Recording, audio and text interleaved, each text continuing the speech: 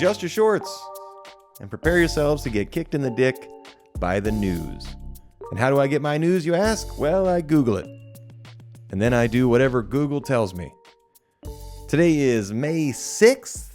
It is officially beautiful and raining outside in Cave Creek. What time is it? It's cold out there. Which means no work for us construction lowlies.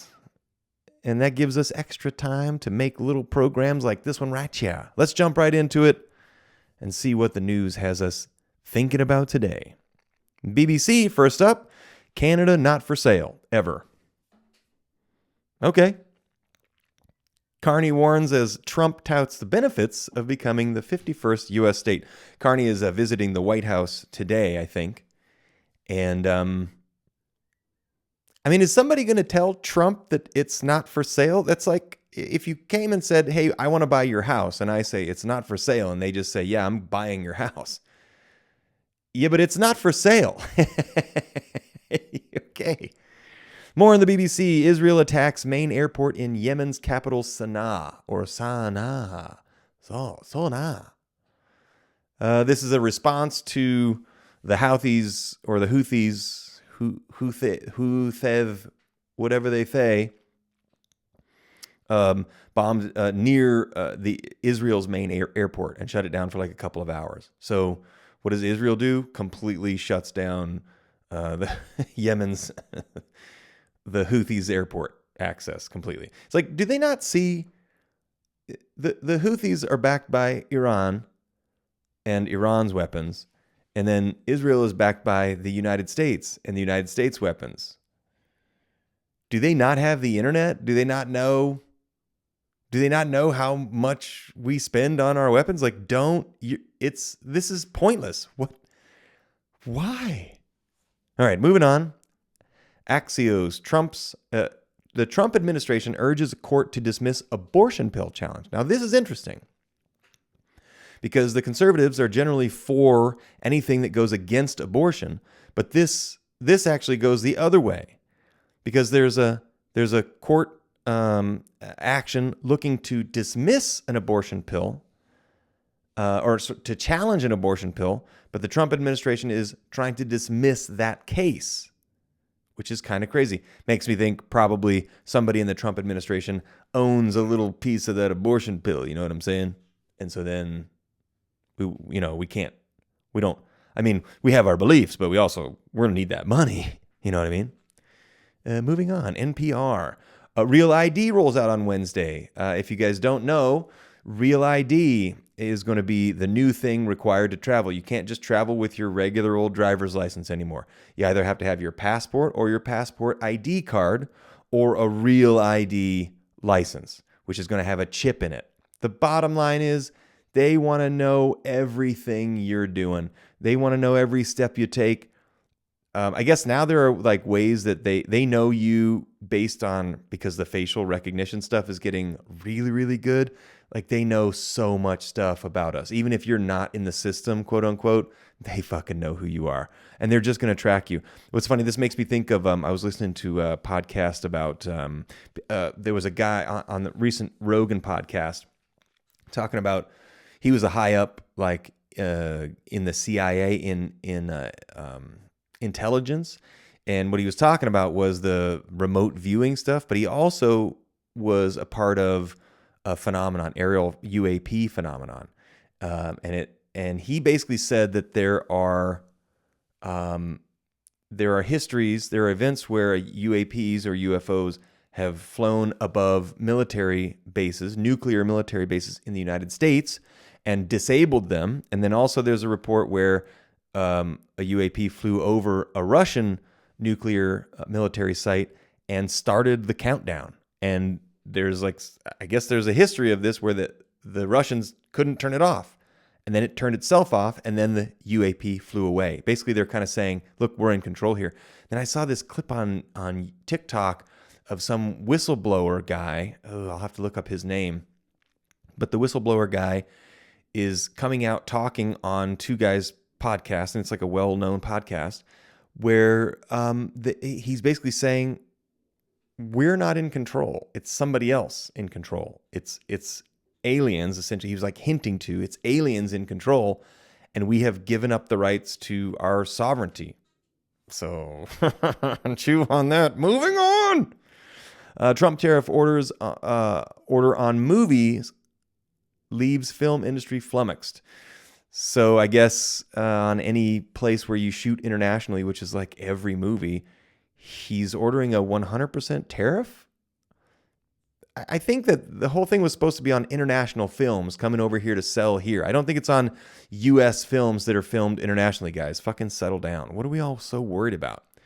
Oh, this is fun. Reuters orders by Hegseth to cancel Ukraine weapons caught White House off guard. This only happened like 2 weeks after the president took office. So it's interesting that we're just hearing about it now, but it's like more and more stuff surfaces about this guy right here, Pete Hegseth. If you showed that he's just a Batman villain, he doesn't belong in there. Let's get rid of him. He shouldn't be in there.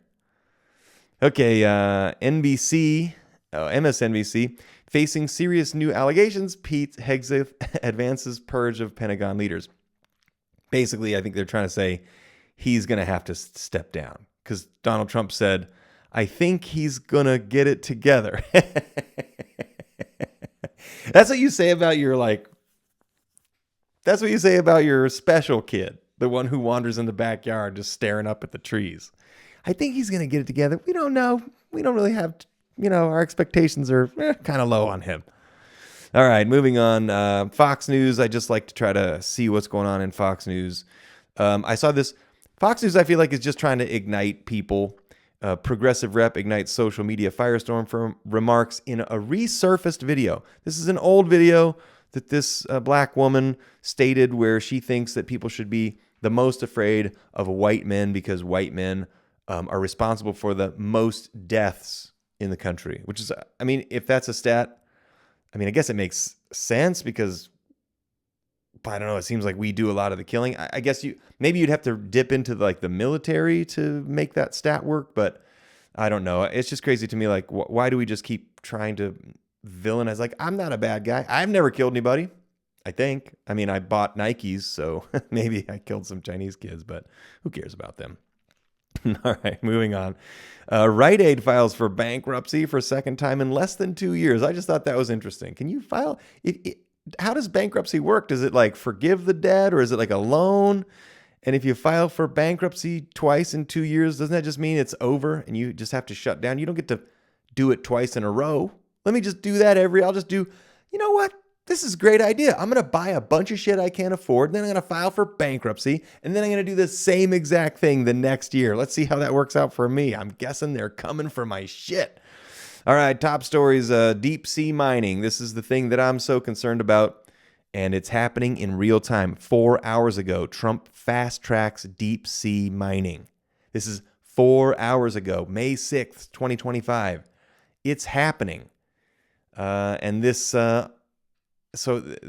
just connected to Attenborough at 99 years old, delivers the greatest message he's ever told, and it's about taking care of the oceans. The guys, David Attenborough, did I say Steve Attenborough? Sir David Attenborough, our favorite narrator on all of the Earth stuff. I guess we could call him an expert on life on planet Earth at this point, but I still don't think that anybody quite knows what's going on with global warming. We like to say we know what's going on, but we've only been measuring this stuff for a few years, and then we just say we're all experts on it. But the Earth is always heating up and cooling down, and the sun is constantly heating up technically. So really, we don't have the ways to measure what the fuck has been going on. But whatever. What do I know? I'm just a dumbass over here looking at the internet and pointing at farts and laughing. But Attenborough thinks that the oceans are the most crucial part and that we should be paying close attention to it. I think that's right. I also don't think we should be mining in them. But it's happening as we speak. All right, in the good news. What did I find? Oh, a new antidote for 19 of the world's deadliest snakes, all packed into one antivenom, which is how you say it. In here, it says antivenom, so it's another case where they've just changed the word because everyone refuses collectively to say it. The word used to be antivenin, V-E-N-I-N, but now it's venom, V-E-N-O-M, because, I mean, why would they call it antivenin in the first place? Just call it antivenom. Come on. That's just science dropping the ball. But pretty cool. I guess somebody immunized himself, and then they're using his DNA or his whatever molecules to make this new super antivenom. That's pretty cool. More in the good news. Let's just run it down from the top. I saw a couple cool things. A giant mystical eagle thought to be extinct in Mexico reappears. Now, if they're doing all this cloning and stuff, I think there's going to be a lot of reappearing extinct animals that aren't quite exactly the genuine article, but it's close enough, let's call it. Some unruly looking scary teens helped a kid carry his groceries, and he said in this report that it was the nicest thing that anybody did for him in the whole time. It's like, so some kids carried your groceries and that was the nicest thing while you were on crutches. Ancient Chinese astronomer star log is found to be the world's oldest, predating Greeks by 200 years. So the Chinese apparently have 200 extra years on us at yet another thing. Bystander becomes lifesaver leaping into ocean when a bull shark bites a swimmer off a deserted beach. That's a pretty neat story. First person to receive gene therapy cure for beta thalassemia, living pain-free. I mean, I think that this is really something that we should see a lot more of with the inquest of AI becoming the ruling factor of how we get our information. We should see a ton of new remedies in the health and social security sectors. I think we should be able to find cures for cancer. I think that we should I'm guessing we're just going to find some really amazing new technological advancements. I can't tell you how many times I've had an idea, but I don't have I don't really have all the acumen to like put it to use. Like if I have an invention that I want to make, but I'm guessing I'll be able to ask AI to help me write business plans and get patents and secure copyrights and start generating some product. I mean, it really should be able to help us. And I'm guessing that's what we're going to see. Perpetually smiling endangered amphibian now thrives in artificial wetlands in Mexico City. Okay. 2 rare albino deer spotted together. So it's like a pair of unicorns, it said. And then, conductor with Parkinson's gets brain stimulation device to stop shakes so he can lead the orchestra again. I'd love to see a Parkinson's orchestra conducting an orchestra where RFK is singing. Oh, by the way, this was also in the news, but you had to look for it. RFK is going after chemtrails, which the government has admitted. And everyone likes to try to Mandela effect into not being real, but they're very real, and it's probably not good that they're spraying the skies. They're saying they're deflecting the sun's rays. They're also saying that they're potentially using it to like bounce more 5G signal off of the atmosphere, which is crazy. And then there's some really crazy far out there theories, but the one that the government has admitted to is that they're trying to create a shield for the sun to inhibit global warming. But I mean, as we've discussed earlier, I just don't think that that's how shit works. All right. And here's the Google. Both antivenom and antivenin are correct. Okay, there you go. Well, that's it for today. You can pull your shorts back down to their normal level and consider yourselves kicked in the dick. I'm Ray Stone. This has been the news. Hope you have a wonderful day. Bye.